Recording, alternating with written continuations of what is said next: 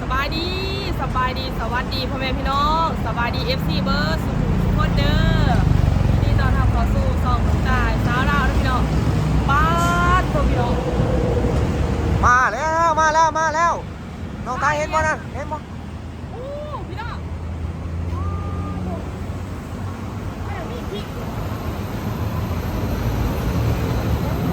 เจ้าขึ้นว่ายังน้องตายเจ้าขึ้นว่ายังคิดว่ายุดน้ำเนาะยุ่นแมนโอ้ก็คืออย่างรถไฟฟ้ารถไฟฟ้าBTS แมนรถไฟฟ้า BTS พี่น้องรถลอยฟ้าน้องตายทับซ้อนกับถนนน้องพี่น้องคือลายเส้นลายเล่นหายกว่าเส้นกระปุกเลยหายเส้นกระปุกแม่นถนนนี้ยังคือสิเป็นเส้นกระปุกแต่ว่าบ่เคยเห็นแล้วเดี๋ยวไอ้สิบอกสุฟังน้องตายอยากรู้เพราะว่าทุกอย่างนี่แม่นมีที่มาที่ไปแล้วก็มีชื่อยังเอาชื่อของถนนนี่มีชื่อเด้ถนนยังอันนี้ถนนธรรมดาแม่นบ่ถนนลาดยางธรรมดาถนนคอนกรีตข้างบนแม่นสะพานนั่นสะพานรถสะพานรถก็คือทางด่วนเนาะบ่แม่นสะพานรถถ้าสะพานลอยเป็นสะพานคนเหมือนบอกอันนี้เป็นสะพานรถอันนี้เป็นสะพานคนนี่สกายวอล์กนี่แมนสะพานสำหรับคนอันนี้ทางด่วนนี่น้องตายอันเป็นแท่งใหญ่ๆนี่ทางด่วนแมนนั่นทางด่วนนี่ก็คือภาษาไม้คนให้รถที่พาออกไปแมนให้รถทางด่วนแต่ว่าโตปูนใกล้ๆน่ะมันเป็นรางรถไฟเด้รางรถไฟสายสีแดงตัวนี้รางรถไฟสายสีชมพูน้องตายซับซ้อนขนาดนะพี่น้องบ่ฮู้ว่าสิไปทางไหนล่ะตอนนี้เนาะก็คือจักไปทางไหน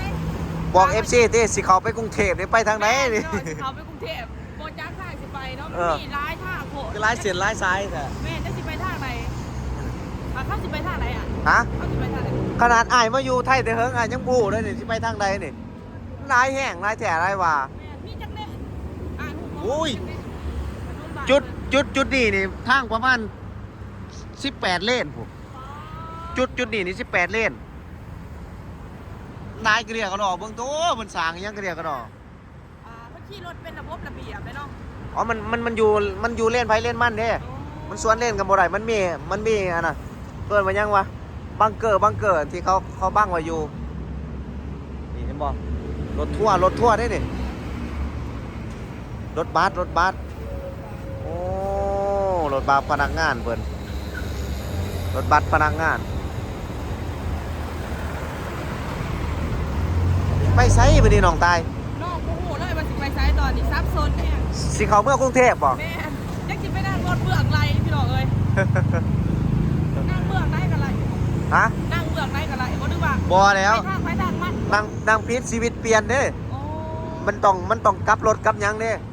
ค่ารถมันก็สิแพงเกินคันสมมุติว่านั่งแท็กซี่กันเลยเฮาต้องนั่งถึกทางเด้ค่ารถมันจังสิบ่แพงคือเห็นแต่ก็สบายหูสบายตานะพี่น้องสะดวกสบายอยู่แบบว่าทางกับตัวเนาะแล้วก็มีร้ายเด่นอีกพออยากบอกว่าปกติใส่เอารถไฟอยู่เทิงน่ะรถไฟสายสีแดงฮะแม่รถไฟสายสีแดงอยู่เทิงน่ะอยากบอกว่าปกติเห็นแต่น้องตายอยู่ไฮอยู่หน้าแม่เมื่อกรุงก็ตื่นเต้นน้องแบบบ่เคยเห็นเลยนะเนาะบ่เคยเห็นอีหยังก็อะไรเห็นพูดอีหยังใส่รถเมล์ต่ออยู่ทางด่วน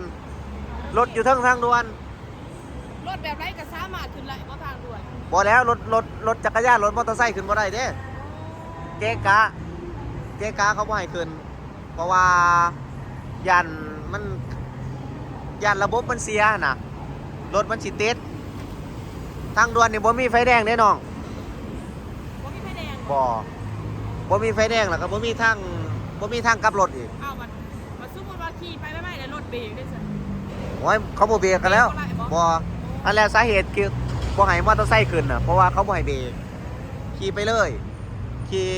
ปิดจำหรอบ่ฮะ ปิ บ่จำแล้วก็ซ้ำคนไฮแลนด์นั่นแหละความไว120ความไว80ความไว60มันก็มีป้ายบอกเด้อยู่ทางด่วนโอ้ยอย่าพลาดน้องตายขึ้นทางด่วนเด้ อันนี้เป็นยังอ่ะ อันนี้บ่อันนี้เสาเด้นี่ เอาวะนี่ เสาซื่อ อ๋อสาวผู้ใหญ่ไม่ใช่ ๆเสาลิฟต์เด้อันนี้มองลิฟต์ออกทั้งผุนลิฟต์อันนี้มองลิฟต์นี่เห็นบ่ ครับคนนี่จะคือดังเบื้องไรอะลูก ถนนบ้านเขา ไม่คิดไปท่าไปพี่น้องเลย ไปทางใดบ่ แม่ เอาลองขึ้นลิฟต์บ่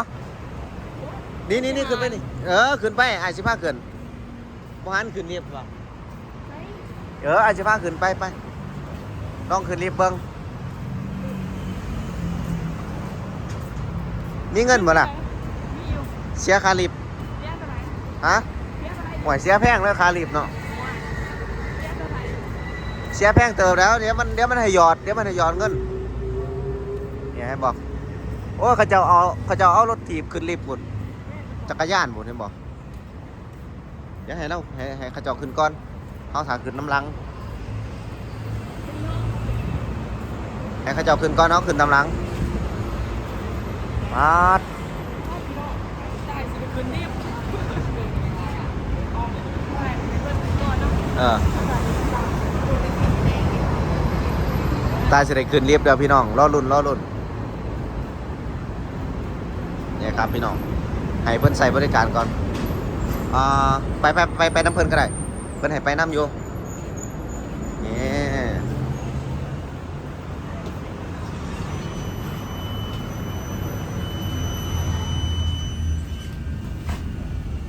ห่วย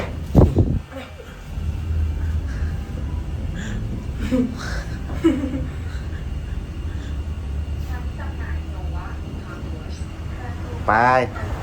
ออก เพราะอะไรไป พอแล้ว ก็ได้เสียงกันบอก บ่ได้เสียไอ้บ่ยอมซื่อๆ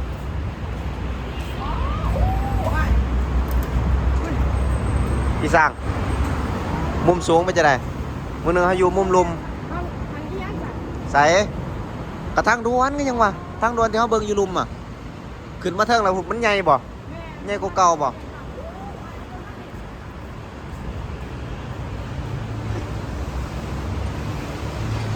เอาอยากเห็นหยัง เยี่ยงจ้ะเรื่องเรื่อง ใส่เรื่องด่านเก็บเงินเนี่ยด่านเก็บเงิน อ๋อถ้าผู้ใดเงินทางเดือนเก็บเงินหมอ แม่นทางด่วนเก็บเงินไปไอ้สิไปเบิ่งไอ้สิพาไปเบิ่งแนวแปลกๆแนวแปลกๆที่น้องบ่เคยเห็นสัตว์เลี้ยงอยากเห็นบ่สัตว์เลี้ยงสัตว์เลี้ยงแต่บ่ได้เลี้ยงเอ้าเขาปล่อยปลาในสวนนี่พวกกระรอกพวกนกพวกอิหยังนี่ อ่ะเขาบอกเอาไปเห็ดเขาโมกินบอก บ่กินไปบ่ไอ้สิพาไปเบิ่ง ไป